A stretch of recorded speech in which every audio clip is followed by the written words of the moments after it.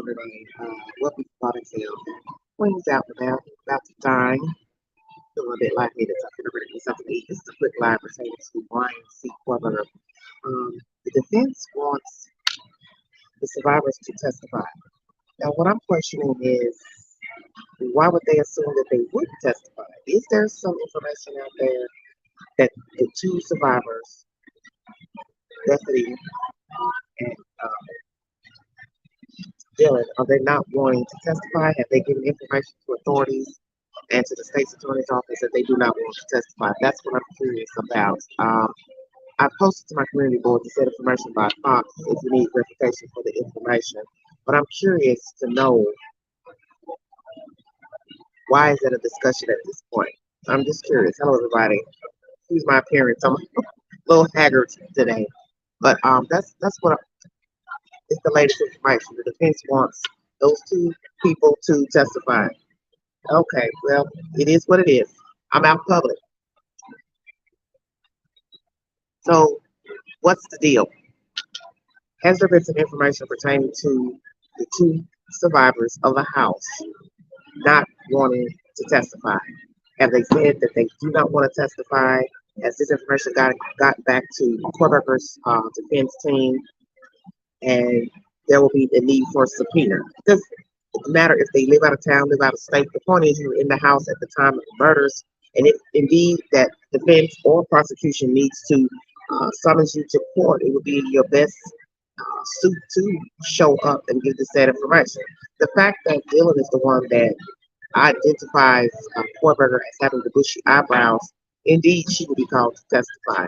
Now, what Bethany knows, doesn't know, I do not know. I do not know what time she got up that morning. I do not know where she went when she got up that morning. If Dylan called her up, went to her room first, I do not know. Did they speak on the phone during Kohberger being in the house? I have no idea. But I just find it interesting that the defense wants these two to testify. So what I'd like to know, hello everybody, I'd like to know if there's information circulating that the two or one, two, both do not want to testify. And as I said, I can't see it not happening. And what would be interesting is if they go into court and versions are changed. I didn't see anybody with a bushy eyebrow. Oh, I thought I did. What's the 411? Hello, everybody in the chat. Thank you for joining me. If you'd like to donate to this great network, $ engage you want tonight, catch up. I'll stick us some chats and welcome to the live stream. Thank you all so much.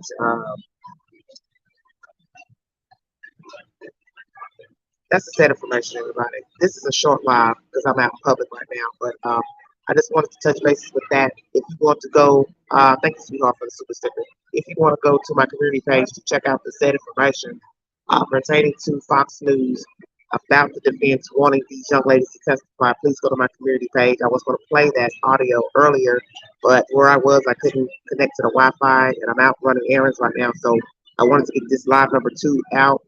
This is live number 2. I will be back on live number 3 pertaining to Lori Vallow's brother, Alex Cox. Who is he? I'm going to play you audio from his brother, who's given an interview with, I believe it's East Idaho News, pertaining to the relationship between his sister, and their family. As most of you know that follow my content, I went live earlier, and I brought you information pertaining to what transpired in court yesterday with cell phone data, emails, information between Chad, Lori, and Alex Cox. But that's what's on the agenda right now pertaining to Kohberger. His defense wants those young ladies to testify, and I'd like to know why he would be concerned.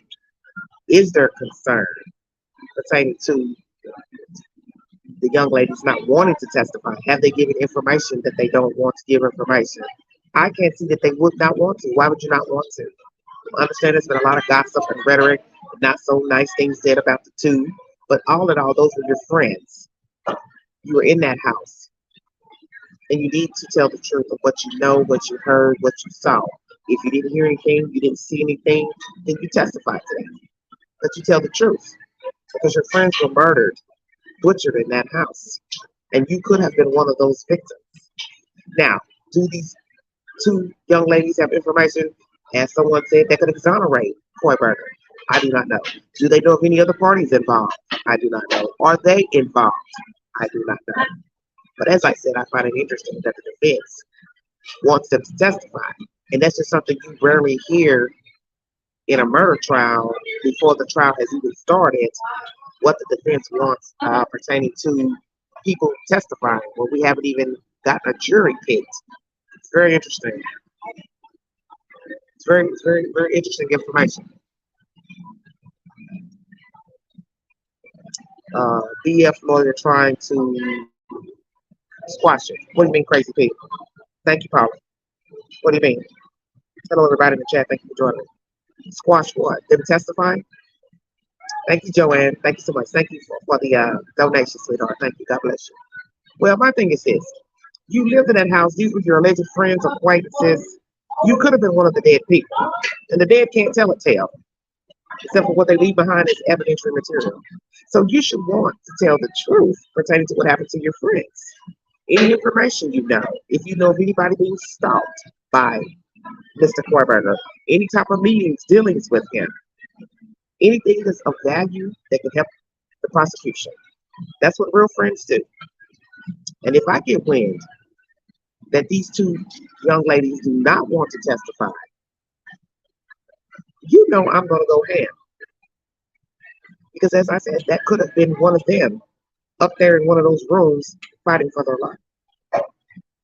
And by the grace of God, they weren't one of those females and males that had to fight for their lives. 4 young people lost their lives to some crazed maniac. The state believes it is Kohberger. The FBI, the police believe it's Kohberger. His DNA is on the ninth sheet. And if you do not know these women, you're not friends with them, you didn't coincide with them, you didn't visit them, then why is your DNA in a room on a sheet beside a dead girl? 2 dead girls in the same bed. Yes, that needs testimony. Exactly. Thank you all for joining. I feel very, do not know if it's just an oddity in the case, but I just don't hear this type of conversation before a trial. Because as I said, Kohberger has not gone to trial yet. A jury has not been seated. So I find it interesting that the defense is already saying, I want to call these young ladies. The only thing that would make me think, besides them not wanting to testify, and the defense is mentioning this early on, is if the defense has information that these girls have information that could exonerate their clients, such as they knew Kohberger, dealt with Kohberger, talked to Kohberger, invited Kohberger to the house, dated him, he dated one of the girls, some type of friendly type of situation that perhaps got out of control, out of hand. I don't know. I'm just saying, this early on, why is the defense mentioning it? That's all I'm saying. I will be back later with live number 3 pertaining to Alex Cox, the decedent, deceased brother of Lloyd Vallow Daydale. And we're going to chop up their relationship. We're going to chop up who he was as a person, how he became a patsy and a right fighter for his sister, and the dynamics of their relationship and their family, and how it came to be that a brother and a sister would become murderers of children and innocent people, such as Charles and Tammy.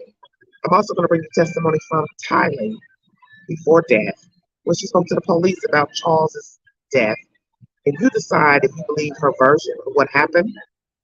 The relationship between Tylee and Charles, because I kind of think there's more to this story than just what we have assumed once again about Lori. She may be demented, evil. She knew what she was doing because she has a lot that she's covered up in the information that came out of trial. But information that Tylee gave during her interrogation showed that she and Charles did not have a good relationship. And I don't think she made that up because of the events that took place on that fateful day of Charles being murdered by Alex. So we're going to talk about all of that in my next live number 3. Please go to my community board to hit the like button and leave your comments below the videos. And there's also a story coming out of Florida that is very personal to me for obvious reasons, of a Uber driver Uber Eats driver that was viciously murdered in someone's home and dismembered and later found in trash bags. And I want you to check that story out because, as law enforcement said during that press conference, that could have been anyone. This demented person took it upon himself to murder this man who had done nothing to him but deliver food to the address. And this is a cautionary tale of you have to be careful of the places you go, the people you fraternize with, being a Uber driver, a delivery driver, going to someone's house, going in their house. My message to you today is if a person orders food and their specifications is for you to come inside, do not go inside. Leave it at the porch and walk away. Do not even knock on the door. Do not go in if they say, hey, I'm wheelchair bound, I'm on a walker, in a hover round, I need you to bring the food inside. Do not take the food inside. Take the food and leave it at the porch step and run like hell back to your car. Or altogether, don't do this kind of work. Because this is a very disturbing tale of a married man who last spoke to his wife via text and poof, disappeared. She put out a missing persons report. He was found soon after, dismembered in trash bags.